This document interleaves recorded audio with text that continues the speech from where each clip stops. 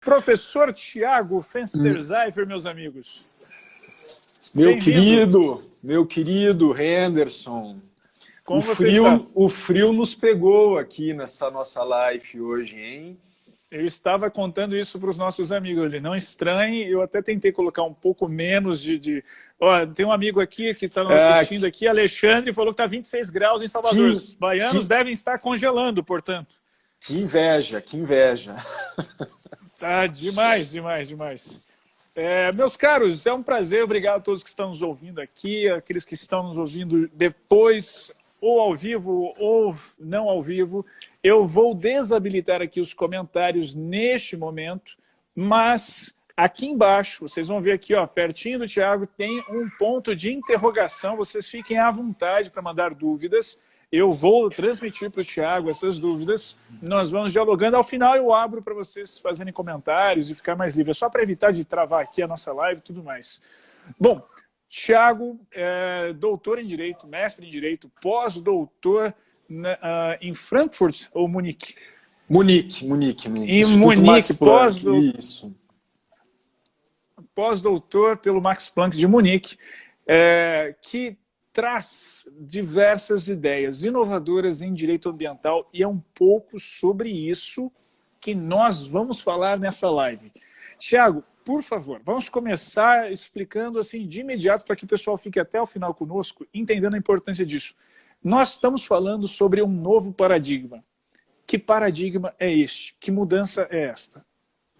Perfeito.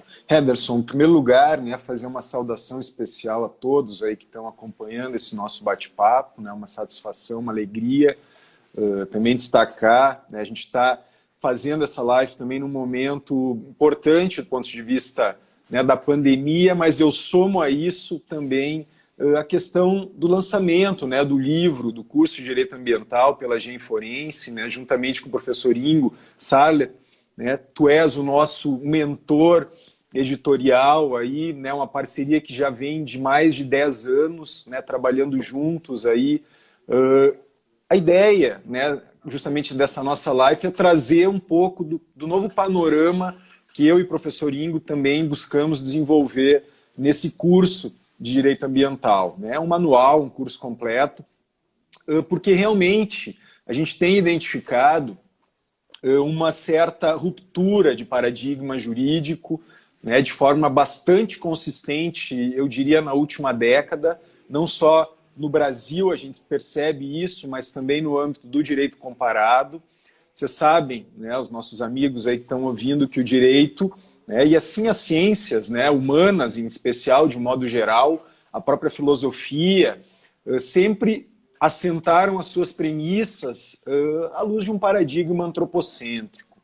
A gente vai um pouco... Não tem como falar desse novo paradigma jurídico, ecológico, sem também caminhar um pouco nas areias, né, movediças, teóricas, difíceis, né, para nós juristas, da filosofia, mas é ali que muitas das perguntas a respeito, inclusive do que a gente está vivendo hoje, em razão da pandemia, são colocadas e elas dão alguma luz, né, alguma diretriz importante. Isso vem acontecendo mais recentemente, em especial no campo filosófico, nas décadas de 70 e 80, uma tentativa de ruptura com aquele marco filosófico, né, moderno, cartesiano, mecanicista, enfim, que estabelecia uma dicotomia muito rígida entre ser humano e natureza.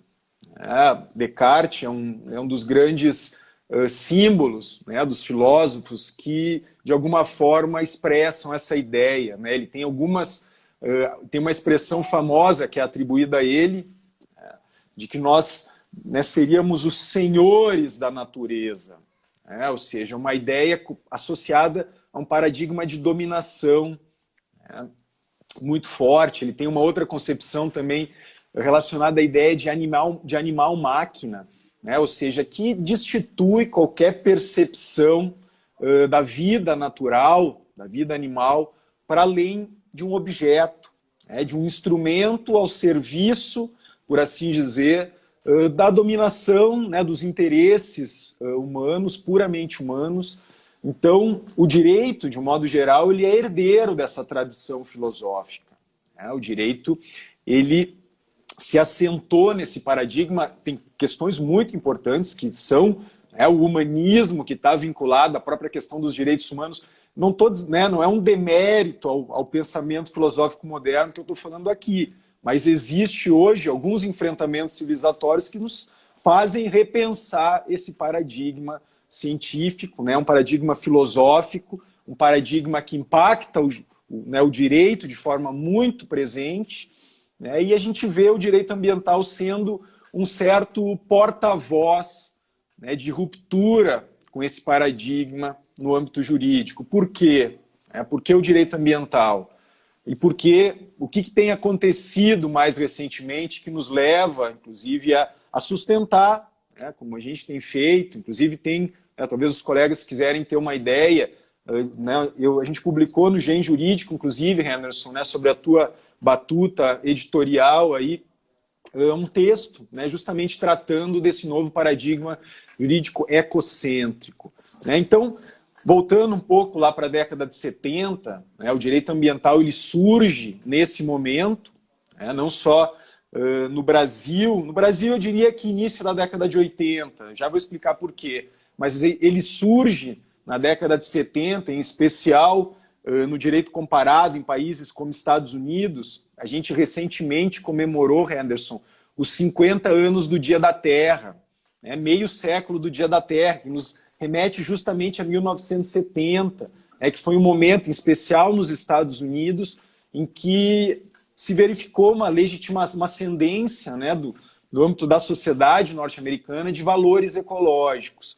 No mesmo ano, um pouco antes, a gente teve aquela publicação, que é um clássico do movimento ambientalista ecológico, que é a obra Primavera Silenciosa, da bióloga marinha norte-americana Rachel Carson, que era uma defesa, vamos dizer assim, por óbvio, da natureza e tudo mais, mas também de um paradigma científico, da importância. A gente está vendo hoje, no momento de pandemia, como a ciência deve ser uma certa indutora da política, das políticas públicas adotadas, deve ser um marco referencial. A gente vê isso, de alguma forma, personificado, não só na Organização Mundial da Saúde, como uma voz da ciência, mas nas autoridades sanitárias, nos médicos. Isso, de alguma forma, na área ambiental é extremamente relevante. E Carson, Rachel Carson, ela, de alguma forma, ela colocava em xeque todo esse panorama óbvio, a questão das corporações, os interesses que acabavam se colocando contrariamente ao paradigma científico na época. A questão da poluição química era um dos vetores de todo esse embate que ela travou na sociedade norte-americana e representou a questão do uso do DDT, enfim, e todas as consequências para a vida animal e para a vida humana também, com essas implicações da poluição química. Mas isso fez com que, então, em 1970, nos Estados Unidos, a gente teve a edição da Lei da Política Nacional do Meio Ambiente. Então, você tinha a celebração do primeiro Dia da Terra, você teve aquele marco do direito ambiental norte-americano surgindo, logo em seguida vieram aquelas leis do ar limpo, a lei da água limpa, a lei de proteção às espécies ameaçadas de extinção, enfim, tudo isso num marco de 3 anos, de 1970 a 1973. Na Alemanha, algo muito parecido também acontecia desde 1970, também uma legislação envolvendo um programa nacional de proteção ambiental da década de 70, em outros países, na França, enfim, na Inglaterra.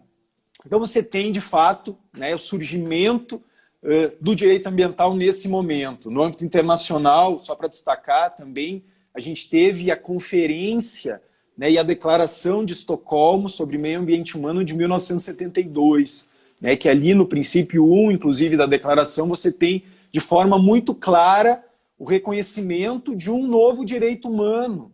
Então, a proteção ecológica, o equilíbrio ecológico passa a ser um componente indispensável. Isso está na redação do artigo do princípio 1º da Declaração de Estocolmo, como indispensável a proteção à vida e à dignidade humana.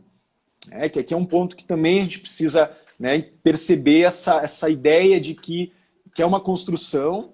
Hoje em dia é uma coisa mais consensual, vamos dizer assim, né? Inclusive a gente teve recentemente no âmbito do Sistema Interamericano de Direitos Humanos uma opinião consultiva número 23 de 2017, que reconheceu justamente essa ideia de que, né, viver em um ambiente limpo, sadio, íntegro, equilibrado, se constitui de um direito humano autônomo, né? Mas, claro, dentro de uma concepção de interdependência, de indivisibilidade dos direitos humanos, mas sendo, né, isso reproduzindo expressamente o que está dito lá na opinião consultiva, né, um patamar de qualidade ambiental, patamar mínimo de qualidade ambiental é uma premissa ao exercício dos demais direitos humanos igualmente. Além de ser um direito autônomo, um direito humano, um novo direito humano autônomo, né, você tem isso como uma premissa, né, ao gozo, ao exercício dos direitos humanos no seu conjunto, né? Isso está diretamente relacionado, por óbvio, também com a compreensão, o conceito que se tem hoje de dignidade da pessoa humana. Mas, enfim, pode, por favor. Vamos... Aqui no Brasil, essa mudança de paradigma, ela tem alguns sinais já acontecendo em termos de jurisprudência e legislação? O que você citaria de exemplo de sinais dessa mudança de paradigma? Tem. Vamos lá, o direito ambiental brasileiro ele surge um pouco depois da década de 70. Né? A gente tem no início da década de 80 a Lei da Política Nacional do Meio Ambiente, que é ali que no Brasil você tem você tem de fato o reconhecimento de um novo bem jurídico, né? Um bem jurídico ecológico, autônomo, por assim dizer. Né? Ali se cria um microsistema, né, jurídico de índole tanto material quanto processual, especializado na matéria ambiental, os princípios do direito ambiental, os objetivos, enfim, a estrutura do Sistema Nacional do Meio Ambiente, a criação de uma política pública de amplitude nacional. Isso ocorre, né, a partir do início da década de 80 por meio da Lei da Política Nacional do Meio Ambiente, a Lei 6938. Tá? Isso vai evoluindo, né, por assim dizer. Também o direito ambiental ele surge nesse momento como uma ruptura, com uma tradição jurídica de índole liberal individualista, né, muito assentada no âmbito do direito privado, né, no Brasil em particular. Então a gente tem a Lei da Ação Civil Pública em 85 e vem a Constituição. Né, e aí, indo para a pergunta que você me fez, Henderson, né, em relação ao Brasil, a Constituição de 88, né, para a gente ter uma ideia, o que ela faz? Ela, por óbvio, constitucionaliza, né, a proteção ecológica. O artigo 225 da Constituição é um dispositivo paradigmático nesse sentido, reconhece um direito fundamental ao meio ambiente e os deveres do Estado associados, né, à concretização, à efetivação desse direito. Né? Se você pegar o parágrafo 1º do artigo 225, você tem ali uma relação de deveres, né, que muitos foram convertidos depois em legislação infraconstitucional. Mas ali, um dispositivo muito importante, que a doutrina tem trabalhado muito em cima dele, é o inciso 1º, em que destaca uma proteção, vamos dizer assim, inclusive de alguma forma autônoma em relação aos processos ecológicos essenciais, ou seja, a proteção da integridade do meio ambiente, da integridade da natureza, dos elementos naturais. Ali, autores como o ministro Antônio Hermann Benjamin, né, que é um dos grandes autores do direito ambiental brasileiro, ministro do STJ, ele identifica ali um certo traço já de uma matriz não antropocêntrica. Né? Da mesma forma, no mesmo dispositivo nós temos, né, que inclusive já foi objeto de várias decisões do Supremo Tribunal Federal, a questão envolvendo a proteção, melhor dizendo, a vedação de práticas cruéis em relação aos animais não humanos. Então isso também reflete uma certa constitucionalização de uma proteção autônoma da vida animal. Isso rompe, por óbvio, né, com uma tradição desse pensamento, vamos dizer assim, filosófico, mas também é jurídico, né, de não se atribuir um valor intrínseco para além do ser humano. Né? Na Constituição, inclusive na decisão que nós tivemos do STF, envolvendo a vaquejada, né, uma legislação do Estado estadual, do Estado do Ceará, que sofreu impugnação, né, em relação à sua inconstitucionalidade, foi reconhecida como inconstitucional pelo STF, posteriormente virou um parágrafo do artigo 225, bastante polêmico, que também já foi impugnado, né, objeto de uma ação direta de inconstitucionalidade também, o parágrafo 7º do artigo 225, mas enfim, é outro tema. O que eu queria destacar é que nessa decisão do STF, em particular, vários ministros pautaram essa discussão envolvendo antropocentrismo e biocentrismo ou ecocentrismo. O biocentrismo, só para o pessoal que está nos ouvindo, é importante essa distinção. O biocentrismo está mais assentado a reconhecer, né, um valor intrínseco ou mesmo direitos, né, para a vida. Né, os elementos, vamos dizer, de alguma forma, bióticos. Uma compreensão ecocêntrica é mais ampla. Ela vai reconhecer um valor intrínseco, né, um paradigma filosófico ecocêntrico, vai também em relação a elementos naturais abióticos. Né? Então, é uma concepção filosófica, ética mais ampla. Né? E é mais ou menos à luz desse paradigma do ecocentrismo, vamos dizer assim, que os direitos da natureza são colocados. Mas voltando rapidamente para a decisão do STF. Tá? O ministro Barroso, por exemplo, ele chegou a discutir, ele disse, olha, vai chegar um momento no futuro em que todos nós vamos ser, né, não vamos comer mais carne, né, enfim. Mas, né, jogando ali um pouco de reflexão, né, sobre a necessidade de romper com um paradigma antropocêntrico clássico, né, no tratamento com os animais não humanos. Né. Outros ministros, como o caso do ministro Lewandowski, da ministra Rosa Weber, né, os dois sugeriram. A ministra Rosa Weber, ela chegou a reconhecer expressamente a ideia de uma dignidade que seria atribuível aos animais não humanos também na decisão dela. Né? E o ministro Lewandowski, da mesma forma, os dois tiveram um entendimento no sentido de que se deveria fazer uma interpretação biocêntrica do artigo 225 da Constituição. Né? Especialmente esses dispositivos que lidam, né, com a proteção dos animais, e aí esse mesmo dispositivo que fala da vedação, né, que seria uma regra constitucional e não um princípio, aliás, né, da mesma forma quem defende isso é o professor Ingo, né, e eu também defendo num texto com ele sobre isso, que a gente não está falando da mesma forma que a tortura é uma regra constitucional que não admite flexibilização, por assim dizer, né, ou melhor dizendo, ponderação, passível de ser afastado, da mesma forma a regra de vedação a práticas cruéis contra os animais. Né? Haveria uma certa equivalência do ponto de vista conceitual e de tratamento normativo em relação a esses dois mecanismos, né, de proteção da vida humana e da vida animal. Mas só retomando essa discussão. Então você tem ali, né, o STF já pautou essa discussão, esse tema, antropocentrismo, biocentrismo, ou ecocentrismo, enfim, né, os direitos da natureza ainda não foram objetos de uma decisão, vamos dizer assim, consistente no STF. Né? A primeira decisão que surgiu tratando dos direitos da natureza foi no âmbito do STJ no ano passado. É uma decisão do ministro Og Fernandes. Era um caso que discutia a posse de animais silvestres. Né? A decisão em si, ela mais da gente entrar na... Claro. Antes de entrar na decisão em si, que ela é uma decisão interessantíssima, já citei, já trabalhei até com os meus alunos de direitos fundamentais, eu queria que você explicasse um pouco uma expressão que você tem usado, direitos da natureza.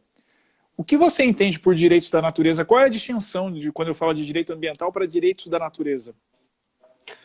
O direito ambiental, tá? E aí ele está num momento numa certa encruzilhada, né? Porque o direito ambiental ele é associado a um paradigma antropocêntrico. Né? Então, inclusive, vários autores, existe uma comissão mundial de professores de direito ambiental no âmbito da IUCN, né? Que é uma das principais entidades, não só na área jurídica, mas na área, né, de um modo geral da proteção ambiental, uma instituição internacional que congrega cientistas, instituições do mundo todo. É muito séria, muito importante, nos principais tratados internacionais, a participação no sistema ONU e em outros sistemas internacionais também. A IUCN tem uma comissão de juristas. Essa comissão de juristas, né, de professores de direito ambiental do mundo todo, o ministro Herman Benjamin, o professor Morato Leite, enfim, outros professores brasileiros tem participado, né, dessa comissão já há algum tempo. E essa comissão, alguns membros dela lançaram uma espécie de um manifesto no ano de 2016. Foi realizado um evento, né, estabelecendo uma certa reflexão, ficou conhecido como Manifesto de Oslo, né, foi realizado esse evento, esse encontro na Noruega, né, na cidade de Oslo, e esse manifesto ele traz a ideia da importância de se defender não mais um direito ambiental à luz de um paradigma antropocêntrico, e sim um direito ecológico, né, à luz de um novo paradigma ecocêntrico, pautado, então, nessa questão envolvendo os direitos da natureza. Né?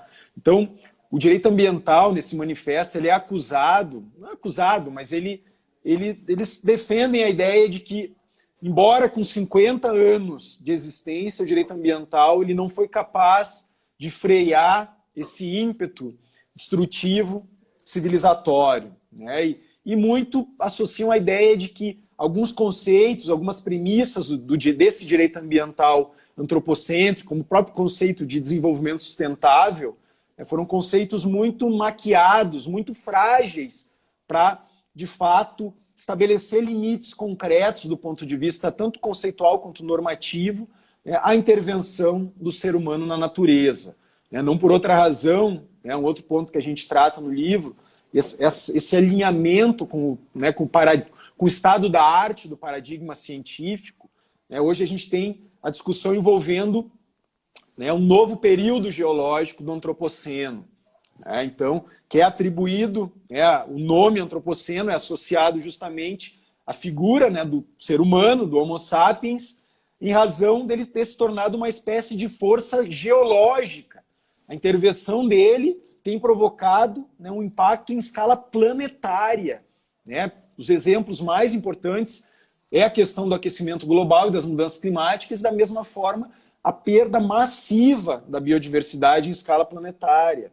Isso tudo reflete o quê? Reflete, por assim dizer, um fracasso do direito ambiental em, de fato, estabelecer uma baliza normativa capaz de conter essa destruição. A gente chegou num momento, do ponto de vista planetário, em que a nossa própria sobrevivência como espécie natural está sendo colocada em jogo. Então, é um momento, sim, do direito se colocar em defesa daqueles valores mais elementares da nossa sociedade, uma compreensão de proteção da vida para além da vida humana. A gente está vivendo essa situação de pandemia, isso revela justamente a nossa vulnerabilidade existencial em relação à natureza, não a natureza em si, mas é justamente o que nós temos provocados, o que o ser humano tem provocado na natureza em relação a um desequilíbrio. O Programa das Nações Unidas para o Meio Ambiente lançou uma nota recente da direção, relacionando diretamente a pandemia, e não só a pandemia hoje do coronavírus, mas outras epidemias e pandemias anteriores, e uma frequência cada vez maior dessas ocorrências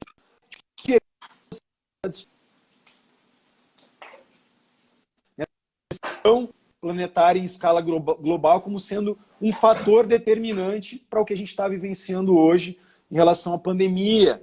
Então, é essa nossa relação em relação à natureza que deve ser, por assim dizer, repensada. E por que, então, o direito ambiental? Porque o direito ambiental ele tem uma abertura conceitual, do ponto de vista das suas fontes normativas, muito vinculada a esse paradigma científico, dos consensos científicos. A gente tem, no âmbito global, isso e é esse o tratamento que deve ser dado. Quando a gente fala hoje da Amazônia, e toda aqui. Quer fazer alguma consideração, Anderson? Não, aí neste ponto eu ia te puxar para você 2 pontos.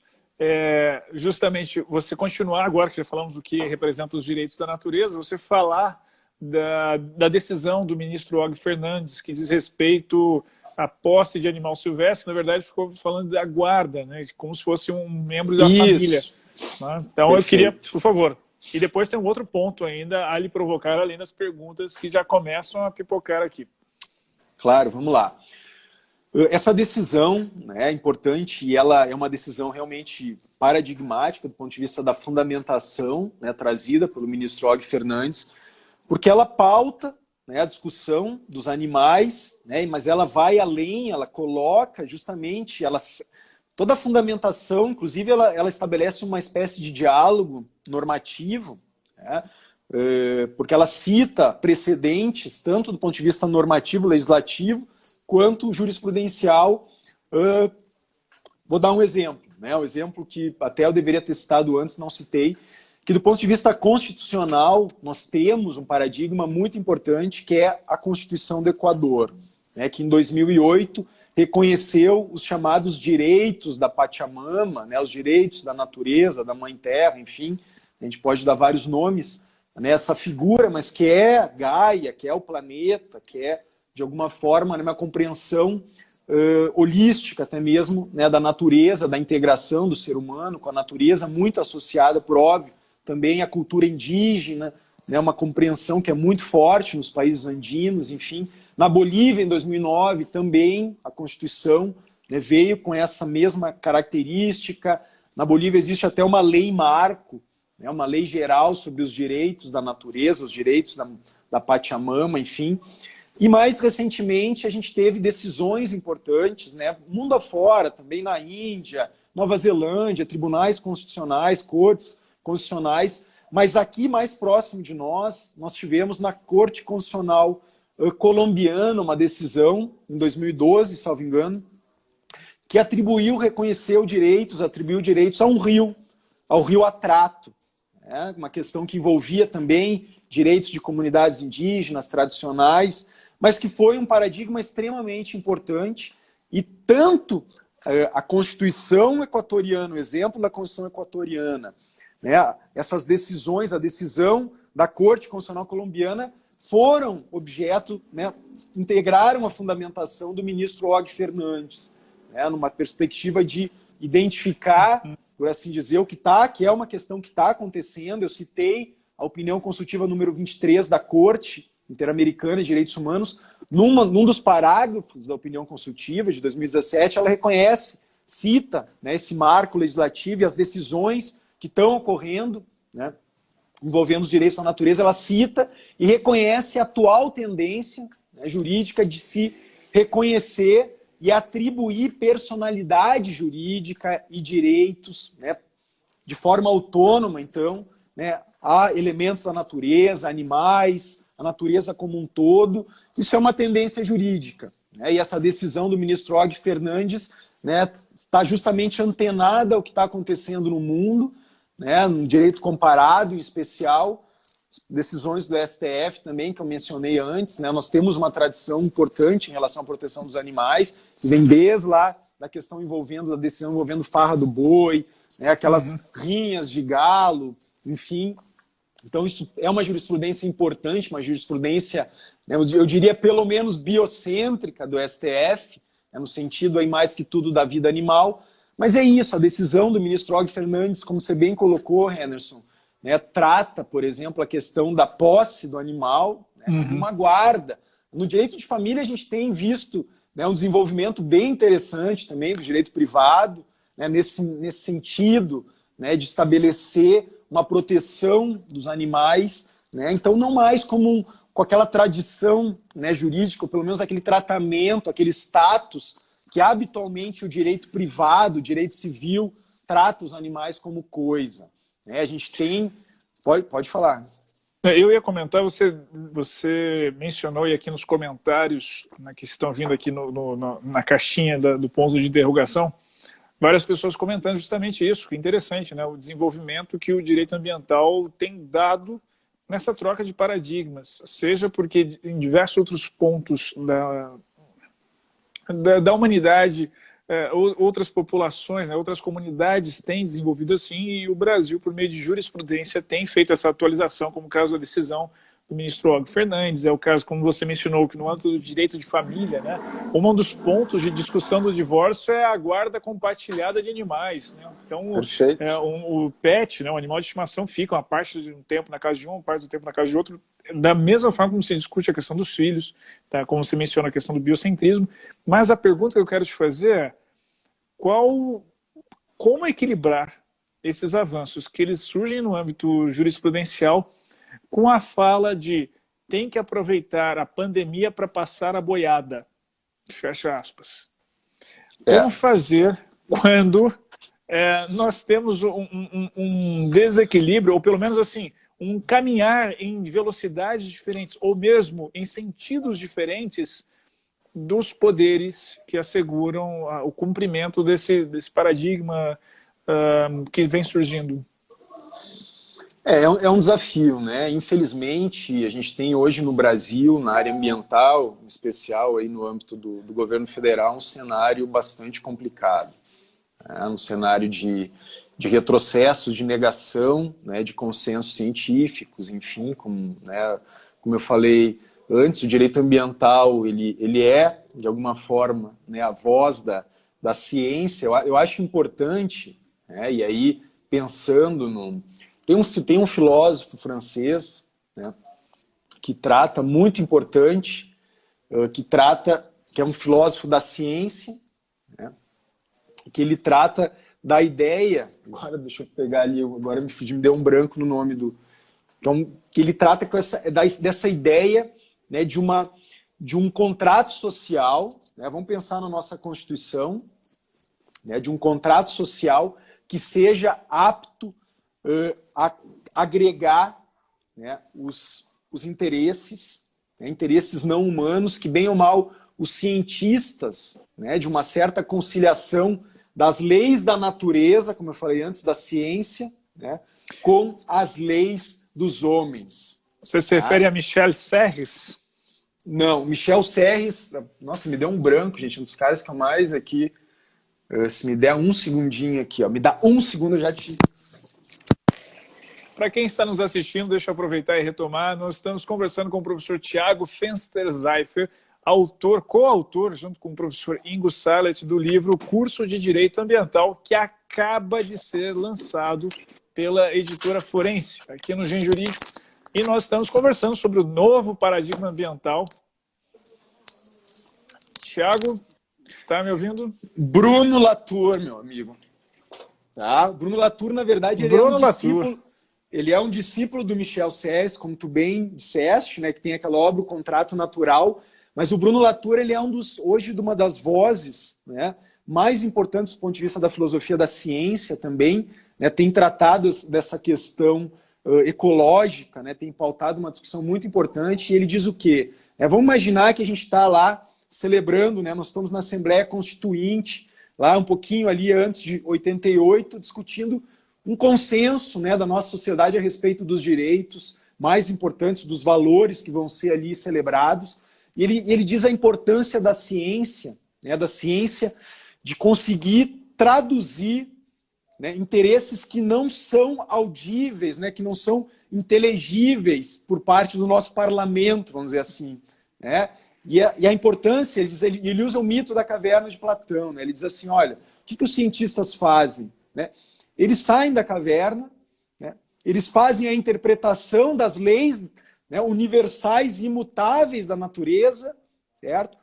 E são, inclusive, dando voz para essa natureza, né, não humana, por assim dizer. Retornam à caverna e, de alguma forma, procuram traduzir isso, né, para os nossos políticos, enfim, para quem vai arquitetar esse contrato social, esse pacto político-jurídico, que é a Constituição de 88. Né? Me parece que hoje, infelizmente, quando a gente fecha os olhos para os consensos científicos, que é isso que o governo federal tem feito, né, em temas como mudanças climáticas, né, a questão né, da Amazônia, da proteção da Amazônia, né, o passar boiada é justamente, né, esse movimento irracional, né, autoritário, né, da defesa de um grupo muito pequeno da sociedade, de interesses, né, que não representam esse interesse difuso, que é por excelência o bem jurídico ecológico, né, tal como cravado normativamente no caput do artigo 225 da Constituição, um bem de uso comum do povo, né, da qualidade de vida, da integridade, vamos dizer assim, né, ecológica como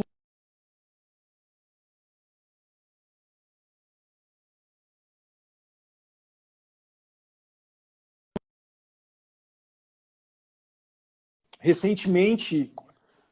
Pode falar, Emerson. Deu? Voltei, desculpa, travou aqui, agora já estou de volta. Recentemente a gente teve, né, aqui na cidade de São Paulo, uma legislação municipal que estabeleceu a proibição de novos jardins zoológicos e aquários, né? E ali num dispositivo, numa legislação municipal, você tem o reconhecimento, né, justamente daquilo que a gente está dos animais na legislação civil em especial. Ali se reconhece, então, os seres sencientes. Né? Assim que, né, um expert tremendo aí na questão da bioética, Ederson, né? Esse paradigma dos animais, né, do pensamento aí de autores como Peter Singer, essa ideia, né, dos animais integrarem, por assim dizer, a mesma comunidade moral dos seres humanos a partir da capacidade de sentirem dor ou prazer, né, os animais vertebrados, assim por excelência. Mas isso está relacionado, né, a gente tem a legislação civil, inclusive no Brasil existe um projeto de lei né, tramitando na Câmara, no Congresso Nacional, para reconhecer, né, alterar o civil, que ainda é um código civil atrelado justamente a um paradigma jurídico, né, do passado nesse tratamento dos animais, não é nem compatível com o que a Constituição de 88 diz, né, que trata os animais como coisa. Né?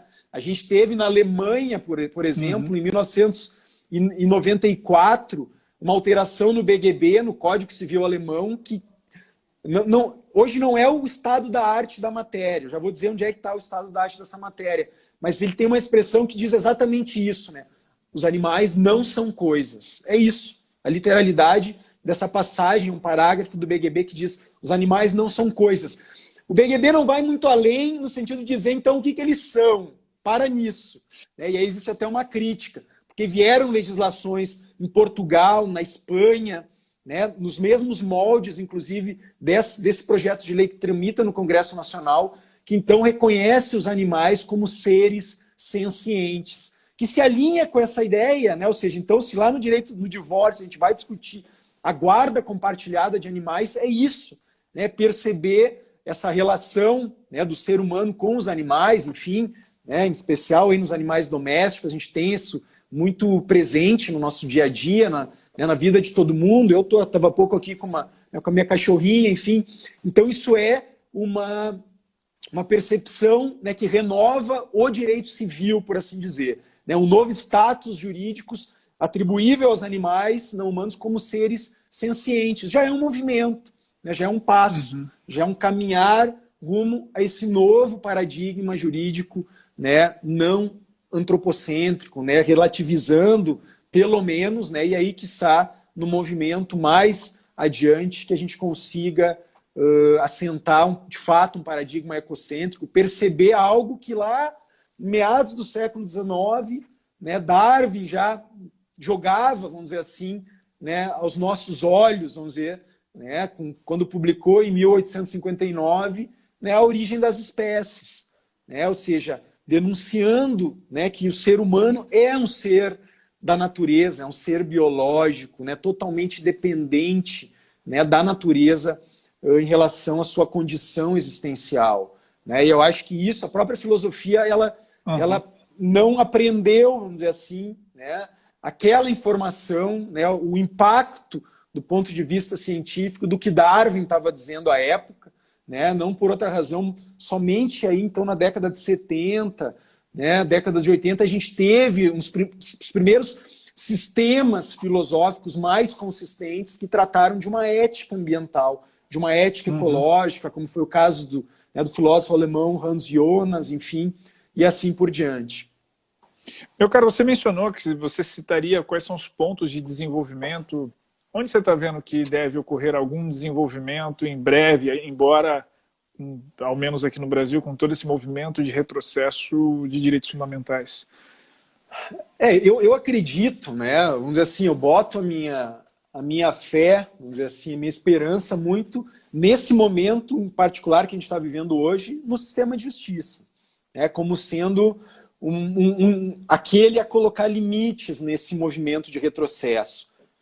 Né? E até mesmo a gente pode identificar o STF em algumas decisões, né, recentes, a questão envolvendo, né, a saúde pública, né, a competência dos estados e outras decisões, da mesma forma, como sendo a voz da ciência, vamos dizer assim, né, do consenso científico contra, né, esse certo obscurantismo, esse irracionalismo arbitrário, né, que alguns atos, né, de governantes de plantão hoje têm despertado, têm feito. Né? Então, eu acredito que na área ambiental, por exemplo, né, o STF, historicamente, né, foi um agente muito importante né, na juridização, em fazer a legislação, em trazer né, um parâmetro limitador para, né, a atuação tanto do Poder Legislativo quanto do Poder Executivo, né, e exercendo, então, uma certa, que a gente fala hoje de uma governança judicial ecológica até mesmo. Né? A gente está tratando de um... Pode falar, por favor. Não, eu ia começar a falar de algumas perguntas aqui que tem até a ver com o que você está falando. Eu queria citar uma delas aqui. Deixa eu só pegar aqui de quem vê a pergunta. É da Márcia Fernandes. Ela pergunta se, diante desse paradigma de direito da natureza, de toda essa compreensão de desenvolvimento de direito da natureza, se ainda é possível falar em direito ambiental.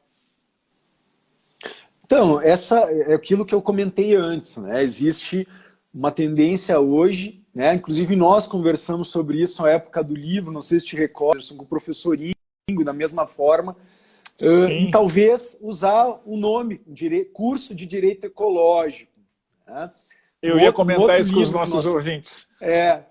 Num outro livro que nós temos, né, inclusive a gente fez esse movimento, que trata do direito constitucional, né, até a edição mais antiga dele, nós tínhamos o título Direito Constitucional Ambiental. Né, e a partir da edição do ano passado, nós mudamos para Direito Constitucional Ecológico, né, já colocando as premissas aí de um novo paradigma. Mas foi uma opção nossa, nessa primeira edição do curso de Direito, né, Ambiental, manter, né, para não assustar, vamos dizer assim, as pessoas entenderem do que se trata. O establishment, né?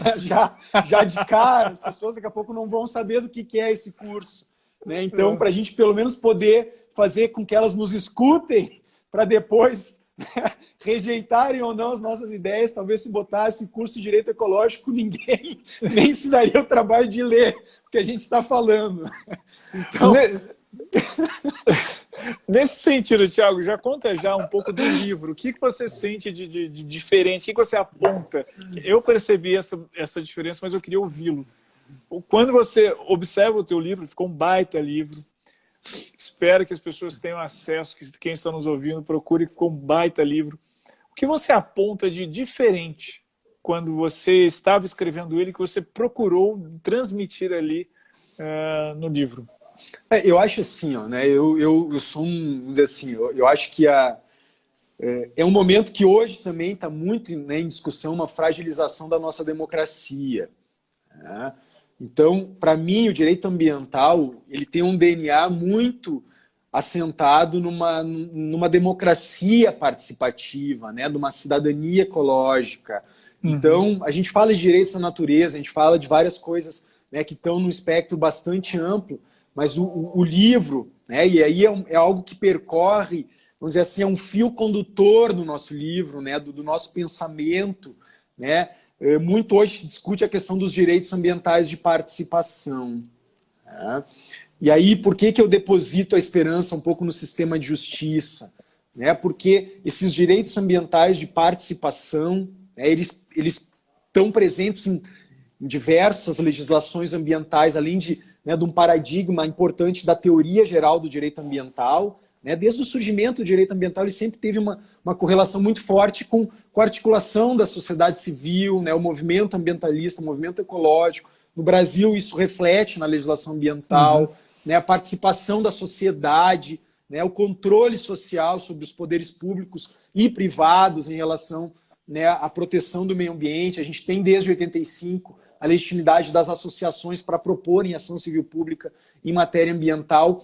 Mas, mais recentemente, é isso, ao meu ver, que vai, vamos dizer assim, exercer eu acho que a sociedade tem que se apropriar mais do direito ambiental, dos instrumentos em âmbito extrajudicial, no âmbito administrativo, né? Inclusive uma colega, uma promotora de justiça do Rio de Janeiro, que é inclusive né, amiga, casada com um colega da Defensoria do Rio, me mandou uma decisão do Ministério Público da semana passada, envolvendo justamente isso que a gente falou, vamos passar boiada.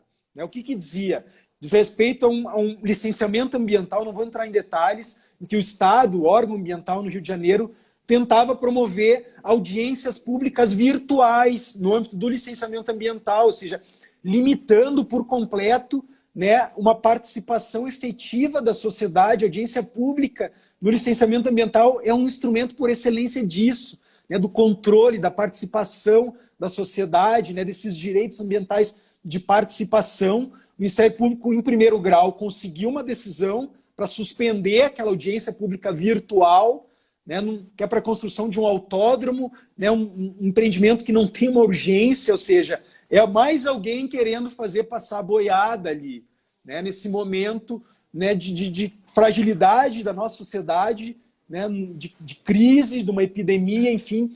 Mas eu aposto muito, Henderson, né, no direito ambiental que seja renovado por um novo paradigma, né, não antropocêntrico, mas muito nesses direitos ambientais de participação, que são o quê? Acesso à informação, participação pública na tomada de decisão, seja no âmbito do poder legislativo, do poder executivo, do poder judiciário. Vamos lembrando que a gente tem audiências públicas judiciais no STF desde 2007, com participação de entidades ambientalistas, né, envolvendo, por exemplo, por meio do amicus curiae, que o novo Código de Processo Civil ampliou, né, e estabeleceu um marco que pode ser aproveitado para qualquer ação coletiva. Uma ação civil pública pode ter a participação de um amicus curiae, de uma entidade né, de pesquisa, uma universidade, membros da sociedade civil organizada, né, associações, enfim, é isso. Né?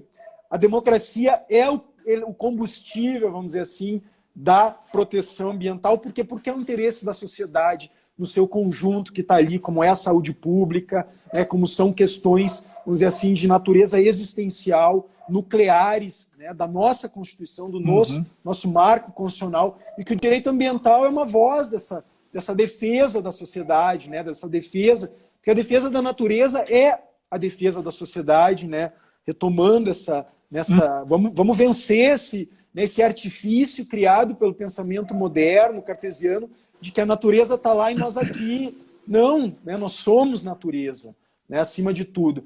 E a gente teve, só para destacar, dentro desse paradigma dos direitos ambientais de participação, no nosso livro a gente tratou disso, né, de forma muito, tá, inclusive na capa, né, a gente destacou que o livro também trabalhou com o Acordo Regional de Escazú, tá, que é um acordo celebrado no âmbito do sistema latino-americano, que é, né, os países da América Latina e do Caribe. É um acordo regional que trata justamente sobre acesso à informação, participação e acesso à justiça. Né? Então, o sistema de justiça tem que ser um espaço, né, democrático, participativo, para que a sociedade, né, as instituições também do sistema de justiça, o Ministério Público, Defensoria Pública, possam encontrar no sistema de justiça, né, no poder judiciário, por assim dizer, um guardião, né, da natureza, quando, né, você tem atores privados, né, e mesmo o Estado, o poder executivo, em alguns cenários, né, sendo um violador de direitos. Né? Então, isso acho que é o que talvez no nosso livro, né, quem for ler, quem vai identificar isso, sempre um fio condutor, né, à luz desse novo paradigma ecocêntrico, né, os direitos de participação, a legislação ambiental como sendo, né, acima de tudo, né, vamos dizer assim, uma voz de uma democracia participativa, né, buscando uma sociedade, né, que consiga, de forma autônoma também, né, reivindicar os seus direitos, exercer um controle, né, sobre agentes públicos e privados que venham a degradar e depredar um bem que é de todos. Muito obrigado, meu caro. Espero que os nossos leitores percebam isso. Há uma sutil e marcante diferença na forma como se propõe essa disciplina. Nós estamos caminhando para o final já da nossa live, Tiago, e tem aqui uma pergunta polêmica que eu queria ler para você, que é da Renata Fortes. A doutora Renata, ela pergunta... Ambientalista, querida amiga, aí, defensora aí dos direitos dos animais, professora também. A pergunta é polêmica. Como o senhor vê o controle de natalidade humana como medida de preservação da nossa espécie? É uma pergunta polêmica, né? É algo que, se a gente for lá para o início da década de 70, né, para o relatório do Clube de Roma sobre os limites do crescimento, né, é algo que, de fato, deve ser, né, com todas as implicações, né, Henderson, você que é professor de bioética e tudo mais, todas as implicações de índole filosófica, religiosa, enfim, toda a ideologia que também se mistura com esse debate, mas sendo bem realista do ponto de vista científico, eu acho que é algo realmente inevitável, né? Não existe planeta B, né? Existe uma limitação em relação a recursos naturais, né? Planetários, em relação a consumo, em relação, né, a bem-estar, a vida humana, né? Qual é a capacidade de carga do planeta Terra, qual é a capacidade de resiliência em escala planetária, de suportar, né, 10 bilhões, 15 bilhões de seres humanos. Hoje a gente já está vivendo uma crise ecológica sem precedentes. Eu acho que é um tema sério, um tema extremamente importante, que também, né, deve ser discutido, né, de forma racional, né, sem né, véus ideológicos, enfim, né, dentro de consensos científicos, né, decisões bem informadas, né, do ponto de vista estatístico, entender o que está em jogo, né, se a gente não tomar medidas também, vamos dizer assim, de controle. Isso está relacionado, por óbvio, a várias outras políticas relacionadas à educação, né, acima de tudo, enfim, né, das pessoas terem consciência, né, de fato.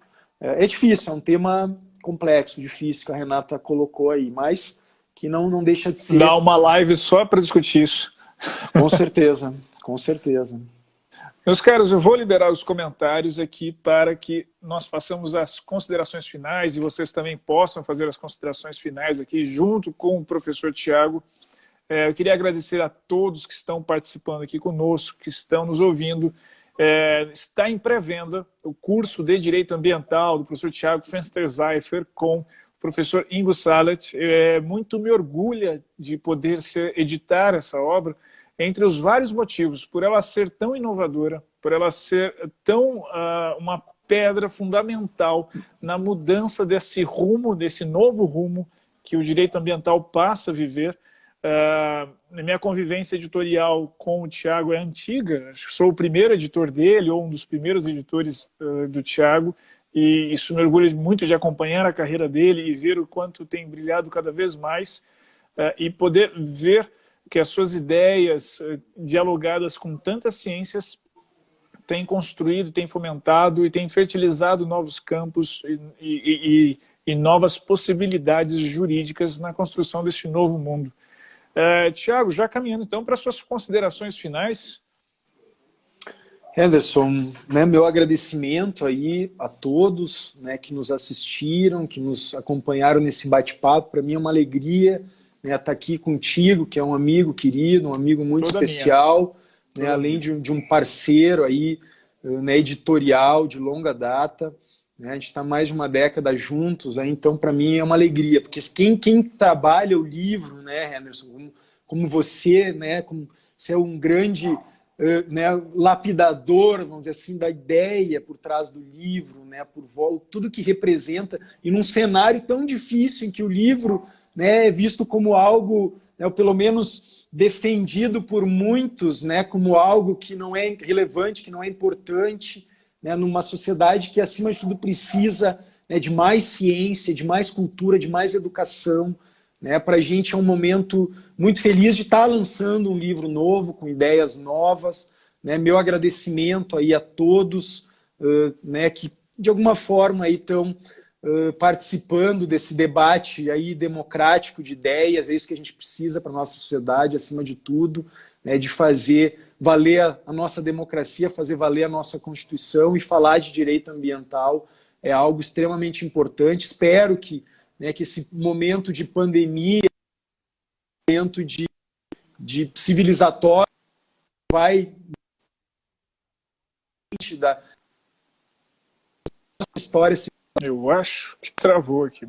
Bom, meus caros, estava já travando, o professor Tiago já estava já encerrando, também nós estamos aqui encerrando. Quero agradecer a todos que nos acompanharam. Fica o convite para conhecer a obra do Tiago. Sigam-no nas redes sociais. Ele e o professor Ingo Sarlet estão nas redes sociais. Também estou à disposição. Espero que nós possamos conversar em breve sobre tantos temas polêmicos, não só sobre direito ambiental, mas que tem surgido. Meus amigos, espero que todos fiquem bem, com saúde, se cuidem, e seguimos aqui dialogando no Gen Jurídico sobre as questões contemporâneas, polêmicas, e tudo que você precisa se atualizar. Conte conosco. Um forte abraço e até breve.